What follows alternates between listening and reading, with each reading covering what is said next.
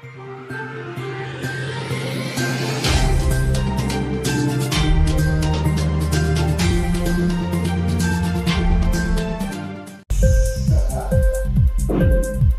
TV prime time news కి స్వాగతం.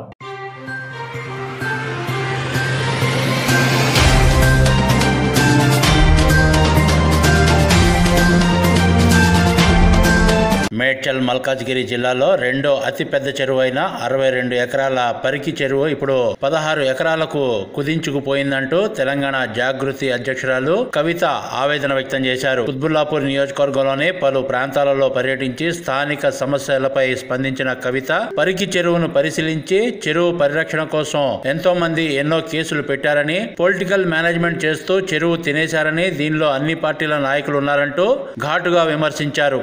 ఇప్పటికీ ఇక్కడ నిర్మాణంలో ఉన్న ఇళ్ల పహాణీలు చూస్తే FTL లో ఉన్నట్లు చూపిస్తున్నాయని, FTL లో ఉన్నప్పటికీ నిర్మాణాలకు ఎలా అనుమతిస్తున్నారని ప్రశ్నించారు. హైడ్రా కమిషనర్ ఖచ్చితంగా దీనిపై చర్యలు తీసుకోవాలన్నారు. ఇక్కడి ఎమ్మెల్యే గతంలో టీడీపీలో ఉండి BRS లోకి వచ్చారని, రేపు ఎక్కడ ఉంటారో తెలియదంటూ చెణుకులు విసిరారు. స్థానిక ఎమ్మెల్యే అండదండలతోనే చెరువు కబ్జా జరిగిందని, ఇప్పుడు నిర్మాణంలో ఉన్న చాలా ఇళ్లు FTL లోనే కడుతున్నారని, హైడ్రా కమిషనర్ వాటిని కూల్చేయాలన్నారు. పేదవాళ్ల ఇళ్లే కాదు పెద్దవాళ్ల ఇళ్లను కూల్చేస్తామని మెసేజ్ ఇవ్వాలని, పరికి చెరువు కాపాడటంలో తాను ముందుంటాను, పరికి చెరువును హైడ్రా కమిషనర్ కాపాడాలని కవిత కోరారు.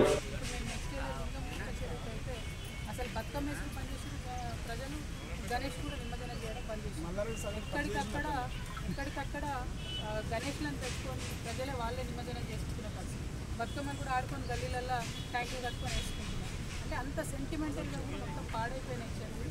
వాటిని తప్పకుండా రిపేర్ చేసుకోవాలి. మేము అక్కడ కూడా డిమాండ్ చేసినాం, ట్యాంక్ బండ్ కడితే ప్రొటెక్ట్ అవుతుందని. ఇక్కడ కూడా లింగం చెరువులో కూడా పాత నాయకులు కొత్త నాయకులు అందరి పేర్లు చెప్తున్నారు. నాయకులే సగం చెరువు కబ్జా పెట్టిరని చెప్తున్నారు. డెఫినెట్గా ఆ సంగతి ఏంటో కూడా తెలుస్తుంది. హైడ్రా కూడా కంప్లైంట్ చేస్తాం. మన ట్యాంక్ బండ్ కట్టమని కూడా డిమాండ్ చేస్తాం. అంటే ఉన్నదన్నా కాపాడుకోవాలి, పోయింది ఉన్నదన్నా కాపాడుకోవాలి, లేకపోతే ఇబ్బంది. Thank you. జై తెలంగాణ. పొద్దున ఆ కేంద్రాన్ని కూడా ఫోన్ కావడం ఇంత పెద్ద కుటుంబంలో పాపులేషన్కి ఒకటే ఒక మదర్ అండ్ చైల్డ్ సెంటర్ అందులో సివియర్ షార్టేజ్ స్టాఫ్ కూడా స్టేట్లో ఒక్కొక్క ఇష్యూకి వస్తూ ఉంది. ఇంతకుముందు పరిగె చెరువుల వల్ల విపరీతమైనటువంటి కబ్జాలు మొత్తం కూడా తీసుకుంటున్న కాలనీ వాళ్ళంటే ఏళ్ళ తరబడి కబ్జాలు ఆగుతాయి. అదేవిధంగా మనం తీసుకొచ్చి మొత్తం అందులో మురికి వేయడం, చెత్త వేయడం, దాంతో చుట్టూ ఉన్న 7-8 కాలనీ వాసులు ఇబ్బంది పడ్డారు. నెక్స్ట్ కూడా డబుల్ బెడ్రూమ్ హౌసెస్ పెడతా ఉన్నాం. అక్కడ కూడా ఇల్లు ఇచ్చింది, కానీ ఎటువంటి వసతులు లేకుండా, డ్రైనేజీలు లేకుండా, కరెంటు తీగలు లేకుండా చాలా దుర్భరమైనటువంటి పరిస్థితుల్లో వాళ్ళు ఉంటా ఉన్నారు. సో అవన్నీ కూడా చూస్తూ ఉన్నాం. తర్వాత ఫ్లైఓవర్ ఒకటి నిర్మాణం పెండింగ్లో ఉంది, అది కూడా చూస్తాం. సో ఇట్లా ఒక్కొక్కటి మేము వెళ్ళి అక్కడికి మన డిస్ట్రిక్ట్ అధికారులకు వాటిని ఫాలో అప్ చేసి మేము వచ్చి స్టేట్ నాయకులందరూ తీసుకెళ్తున్న తర్వాత లోకల్గా ఉండే జాగ్రత్త నాయకులందరూ కూడా వెంటబడి ఆ పనులు కూడా చేపిస్తున్న పరిస్థితి గమనిస్తాము. చాలా మంచి స్పందన వస్తుంది. ప్రజలు స్వచ్ఛందంగా ప్రజలు మా దగ్గరికి వచ్చి మా దగ్గర సమస్యలు మా దగ్గరికి రండి అని అడుగుతున్నటువంటి పరిస్థితులు కూడా మేము గమనిస్తూ ఉన్నాం. సో అల్టిమేట్గా సొసైటీలో ప్రజల పక్షాలు నిలబడి అడిగే వాళ్ళు ఒక తప్పకుండా వాటికి ఎంతో కొంత కదలికి వస్తే డిపార్ట్మెంట్ కానీ పనిచేస్తుంది. Thank you. జై తెలంగాణ. ఇవాళ తెలంగాణ జాగృతి జనపాట కార్యక్రమంలో భాగంగా రెండవ రోజు కుత్బుల్లాపూర్ నియోజకవర్గంలో పర్యటన చేస్తూ ఉన్నాం. ఈ కుత్బుల్లాపూర్ నియోజకవర్గం అంటే కొత్తగా పేరు మార్చి కబ్జాలపూర్ అని చెప్పి ఏమన్నా పేరు పెట్టాలేమో అనే పరిస్థితి ఇక్కడ కనబడుతున్నది. ఇక్కడికి వెళ్ళినా ఎన్ని పార్టీలు మారినా, ఎందరు నాయకులు మారినా ప్రజల పరిస్థితి మాత్రం అట్లనే ఉన్నది. వసతులు లేనటువంటి పరిస్థితి అడుగడుగునా కనబడుతుంది. ఆఖరికి మేము కొన్ని గల్లీలలో బస్తీలలో తిరుగుతుంటే వందలగడ్డ కోసం ఇచ్చిన 2 ఎకరాలను కూడా కబ్జా పెట్టినటువంటి నాయకులు ఇక్కడ కనబడ్డారు. మరి మేము ఇవాళ కోరేది ఒకటే, హైదరాబాద్ దూరంగా ఉన్న చుట్టుపక్కల ఉండి ఇక్కడి ప్రజల పరిస్థితి ఇంకా దయనీయంగా ఉంటాయి. ఇంకా హైదరాబాద్ దూరంగా ఉన్నటువంటి వాళ్ళ పరిస్థితి ఎట్లా ఉంటుందో మనం ఆలోచన చేసుకోవాలి. 2 ఏవైతే చుట్టూ కెమికల్ ఫ్యాక్టరీలు ఉన్నాయో వాటి నుంచి వచ్చేటటువంటి పొల్యూషన్ ఉందో, అదేవిధంగా చాలా medical colleges, Malla Reddy medical college నుంచి కూడా వచ్చేటటువంటి వేస్ట్ ఏదైతే లింగం చెరువు లాంటి చెరువులలో నింపుతా ఉన్నారో వాటికి జవాబుదారీగా ఏంది అన్నది ఇంతవరకు ఎవరు మాట్లాడలేదు. ఇంతకుముందు బీఆర్ఎస్ పార్టీని తిట్టిండు, కాంగ్రెస్ పార్టీని ఎన్నుకున్నారు ప్రజలు. ఇలా కాంగ్రెస్ పార్టీ వచ్చినాక కూడా ఈ 4-5 గంటలకు ఈ మల్లంపేటలో వచ్చే వాసన వస్తూనే ఉన్నది, లింగం చెరువులో కలిసే మురికి కలుస్తూనే ఉన్నది, దాని నుండి వచ్చే రోగాలు వస్తూనే ఉన్నాయి. మరి ఏ సమస్య తీరనప్పుడు ప్రభుత్వాలు మారి ఏం లాభం అని ప్రజలు అడిగేటటువంటి పరిస్థితి ఉన్నది. ఇవాళ జనం బాట పేరుతోని జాగృతి చేస్తున్నది ఇదే. ప్రతి చోటికి వెళ్ళడం, సమస్యలు తెలుసుకోవడం, అధికారుల దృష్టికి తీసుకురావడం, వారి మీద ఒత్తిడి పెంచడం, తద్వారా దాన్ని పరిష్కరించే ప్రయత్నం చేయడం. ఇక్కడ మల్లంపేటలో కూడా ఇప్పుడు ఈ 100 ఫీట్ రోడ్ చేస్తామని చెప్పి ఏదైతే ఇల్లు పోగొట్టే కార్యక్రమం చేస్తూ ఉన్నారో వాటి మీద కూడా మేము ఖచ్చితంగా కూడా అడుగుతాం. భూమికి భూమి ఇవ్వాలని ప్రజలు అడుగుతున్నారు, దానికోసం కూడా ప్రయత్నం చేస్తాం. అనేక సమస్యలు ఉన్నాయి. మా ఆడబిడ్డల్ని 1,000 మంది మహిళల్ని కోటీశ్వరం చేస్తామంటున్నారు ముఖ్యమంత్రి గారు.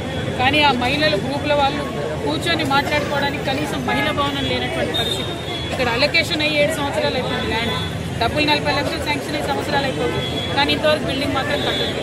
సో ఈ నిర్లిప్తతను, ఈ నిరాసక్తతను, ప్రభుత్వంలో ఉన్నటువంటి జడత్వాన్ని వదిలించడానికే జాగృతి జనం బాట పట్టింది. ప్రజలు పెద్ద ఎత్తున వచ్చి వాళ్ళే మాకు సమస్యలు చెప్తూ ఉన్నారు. ఆ సమస్యలను పరిష్కరించడం కోసం చిత్తశుద్ధితో పనిచేస్తాం. నియోజకవర్గానికి వెళ్ళిన జాగృతి జనం బాటలో మేము ఖచ్చితంగా హాస్పిటల్ చూస్తున్నాం. ఎందుకంటే ఒక మహిళగా ప్రసూతి హాస్పిటల్, జనరల్ హాస్పిటల్ వాటి పరిస్థితి చూసుకోవాల్సిన బాధ్యత వెళ్ళి చూస్తున్నాం. కుక్కులాపూర్లో కూడా మేము వెళ్ళి చూస్తే ఇప్పుడు 25 ఏళ్ల కింద కట్టినటువంటి చిన్న హాస్పిటల్ ఇప్పటికీ ప్రసవాలు ఒకటే ఒక డాక్టర్ ఉన్నది. అయినా పాపం ఆమె ఓపిక చాలా పనిచేస్తున్నటువంటి పరిస్థితిని గమనిస్తున్నాం.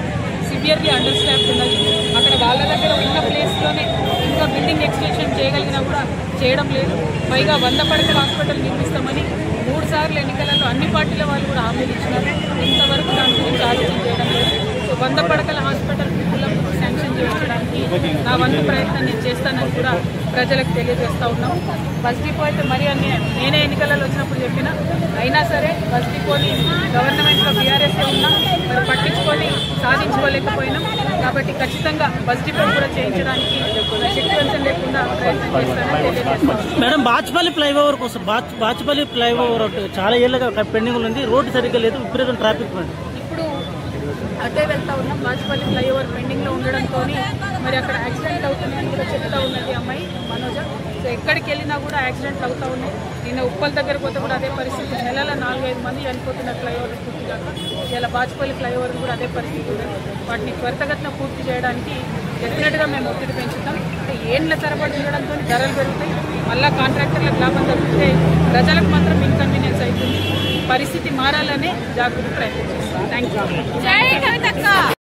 ఇన్క్లాబ్ టీవీ వీడియోలు మీకు నచ్చినట్లయితే లైక్ చేయండి, షేర్ చేయండి, కమెంట్ చేయడం మర్చిపోకండి. సబ్స్క్రైబ్ చేయని వాళ్ళు వెంటనే సబ్స్క్రైబ్ చేసుకోండి. మా వీడియోలు మీరు వెంటనే చూడాలనుకుంటే కింద ఉన్న గంట సింబల్ని గట్టిగా కొట్టండి.